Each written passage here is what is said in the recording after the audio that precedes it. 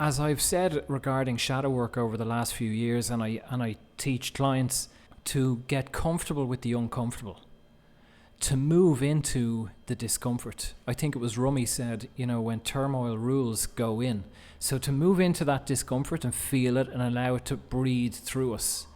Now, that's not a black and white, that's not a switch. Hey, I've faced all my discomfort, I let it breathe through me, done now, completed shadow work, moved on. That certainly has not been my experience. As I've said before, I consider myself asleep. I'm continually moved to try to awaken a little bit further every day, incrementally, to be a bit more conscious, see a bit more, be more aware. Who am I? What am I? What's going on here? So to continually have beginner's mind and assume that more is continually going to be presented to me, more discomfort, more pain, more of my own walls, more of my own ego. Oh, I'm getting frustrated at this person. Oh, I don't like him. I've judged this person. Why? Oh, I'm threatened. My ego is threatened. If you imagine a list of priorities, whatever's at the top of that list, the first 2-3 things are what I work on. Whatever it is, any given moment. Could be tiredness, aches, physical aches and pains, loneliness, desire, lack of money. I was going to say too much money. I haven't experienced that yet. So whatever, too hot, pandemic, distraction from the news, whatever the fuck it is, whatever is on top of that list. So there's loads of other little things down that list that I'd like to improve on. The other things are like the top of the list. They're knocking on the door. Every day there's something. The more conscious I become, that there's always things knocking on the door. It's like, okay, this is what I'm working on today, or in this moment. This is what's being presented. So I'm not going to overlook that and dip down the list. Now, if I get to a point in my life where I'm just coasting and cruising, this is fucking easy, I might skim down the list and go, what'll I work on today? But I don't have much of those moments. Because as I'm conscious, there's always something. Or not always, but, there's often things being presented. They're not all 10 out of 10. I'm not always rattled and terrified, murderous. Sometimes. But there's little discomforts, irritability. Often when I'm working with people, they say, oh, I felt my feelings, or, I had a good day.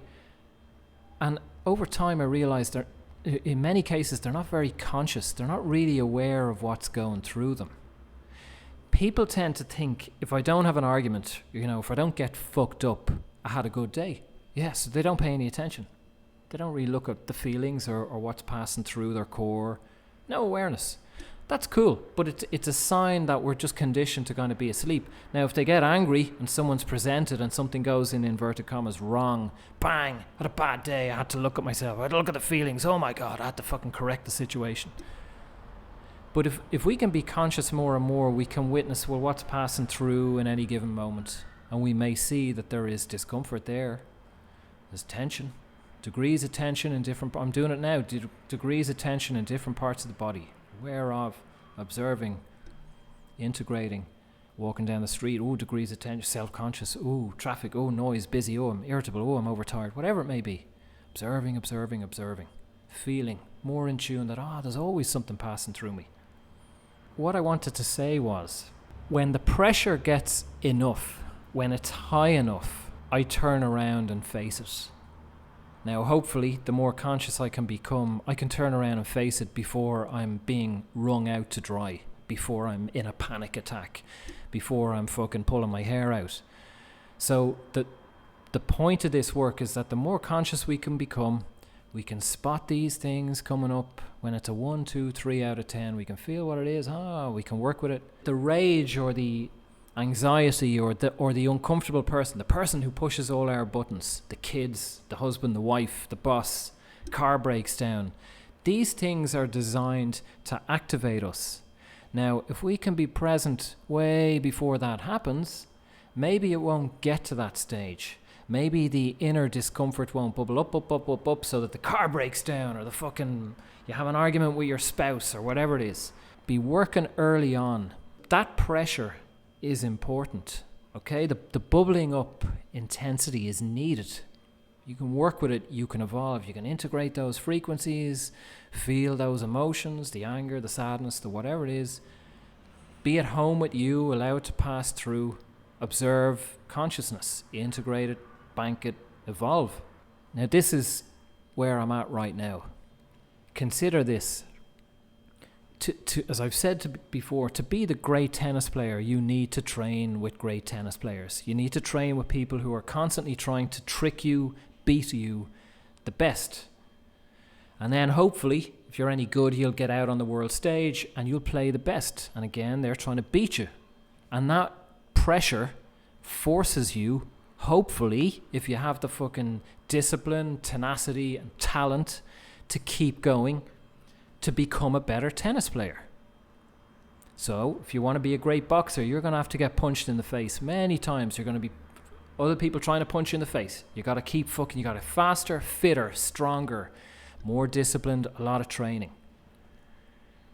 So if you want to evolve, if you want to ascend, if you want to be conscious, which people perhaps listening to this podcast do, what do you think you're drawing in?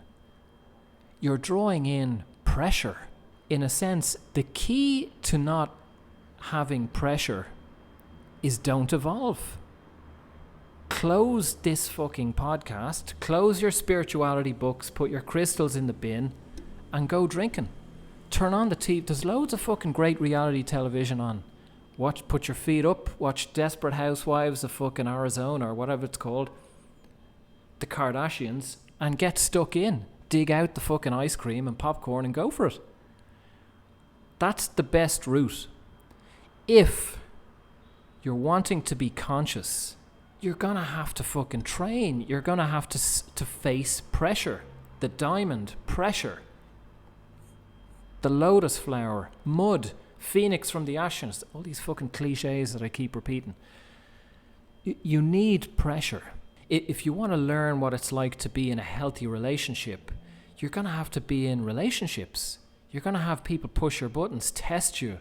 You're going to have to be open and vulnerable and move in that direction, and most likely have your heart broken. Maybe be abused, tricked, because that's how you learn. You learn how to navigate these dynamics, read people, be open-hearted, take the risk, fall in love.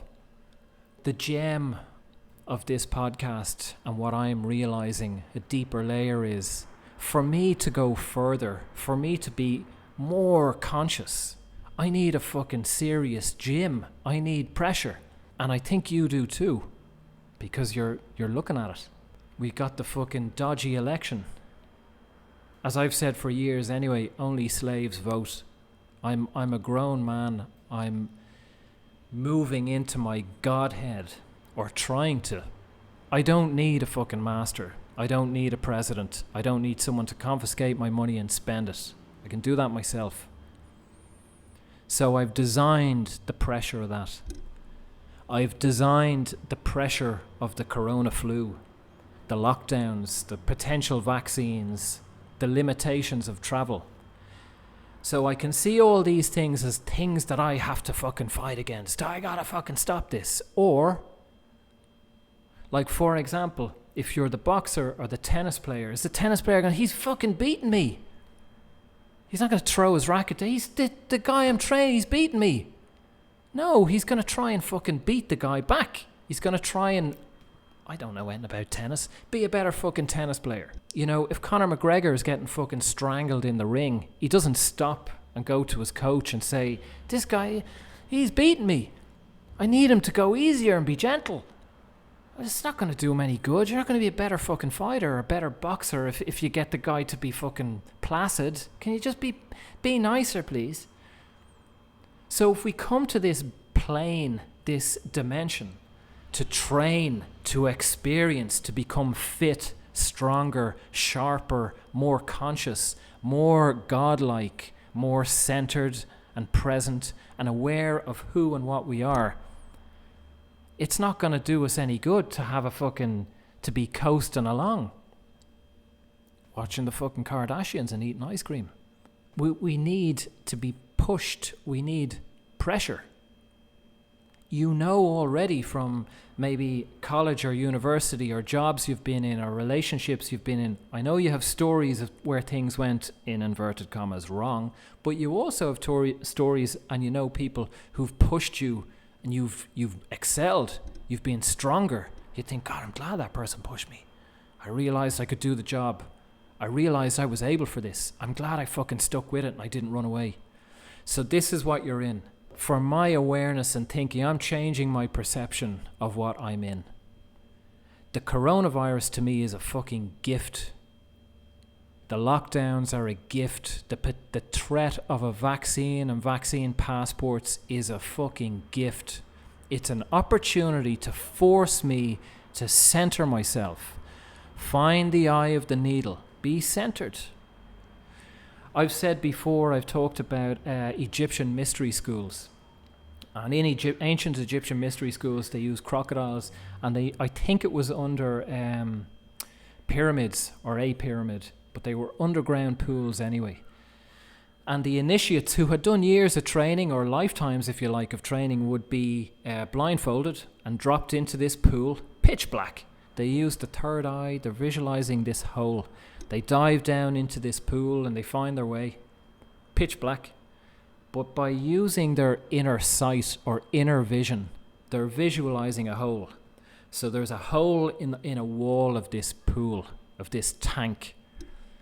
Now, you're not going to find it with your eyes open anyway. Holding their breath, they try to find this hole, which lets them through to another tank. And then they go up. They're going to need air. So they go up and they realize there's a ceiling in the water. They can't get to air. But there's a hole someplace that they can get through, climb out, breathe. They've made it. You've passed your initiation. Now, many people died in this process because they weren't ready. And then you get reborn, you come back and you do it again. Maybe the same initiation, or maybe in a different part of the world or different circumstances, but it's the same thing. Now, there's crocodiles too in this pool, or pools.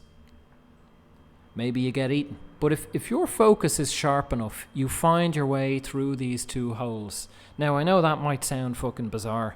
When I was a student of Ramtha around 2007, 2008, I walked around tennis courts with people who had blindfolds on. We would draw our card, what we wanted to visualize or manifest, and the cards would be stuck around the edges of this tennis court, along the walls, if you like. We'd be brought in, blindfolded, tight blindfolds, and we were given a breathing and visualization technique and a posture of our hands, and we would shuffle around totally blindfolded among, I'm talking like 300, 400, 500 people in two or three tennis courts, joined, one big space, bumping into people, tripping over people. And you'd get to the edge, and when you get to the edge and you feel paper, you're allowed to lift your blindfold, and you'd look up, and the card would be facing out, so you'd have to peel it up. You'd lift it up, and it might be your card or not. Now, I saw people find their cards. I saw people find 2-3 cards in a row, blindfolded, in courts with 300-400 people. Everyone had 2 cards, so you're talking 6 or 800 cards, and they could find them in minutes. That's the focus and visualization that we need. That's the awareness. The pressure of the virus, of the lockdowns, can be perceived as a gift. It's an opportunity for us to fine-tune focus, or get eaten by the crocodiles, or don't get out for air, or don't find your card. Use the pressure. Say thank you, give thanks, gratitude, grateful for the pressure. Go back in, put your blinkers on, your blindfold on, focus. Be centered, observe, whatever. As I said in a previous video, I've traveled through a number of airports, a number of different places. I'm walking around Acapulco at the moment. I don't wear a mask at all.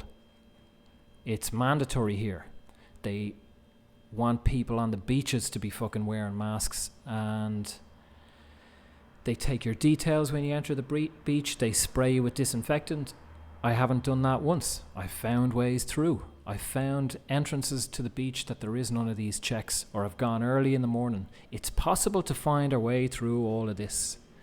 So treat all of this as a gift, an opportunity for you to fine-tune and excel your focus, as opposed to something you have to change or shift. You've asked for all of it. You've designed all of it, or at least that's my perception, and that's how I live my life. I'm not at risk of any of this. It's not a mistake. Consciousness has not made a mistake. It has not fucked up. Human Gavin, the fucking Mongo in Acapulco, it's not my responsibility to I gotta fix consciousness. Oh, if we could just work together, we could correct God consciousness. Oh, it's so silly, it's totally fucked up. It's perfect. We just tilt and twist our perception, expand our awareness so it fucking makes perfect sense, and then it's working with us. The better boxer, the better tennis player is training us. He's teaching us. He's showing us more pressure. Oh, thanks, I can be fucking better. I got to be faster. Ooh, got to be more efficient. So thank you to the pandemic and the lockdowns and the circus and everything else that's going on. More pressure, more opportunities for me to excel. Thanks for listening. Please share if this is of benefit to you. And I also have a link below for a PayPal. If you feel like buying me a coffee, if you feel like exchanging energy, if you benefit from these podcasts, consider making a donation. Small or large, it's all welcome. And it's the movement and exchange of energy. Thanks. Be well.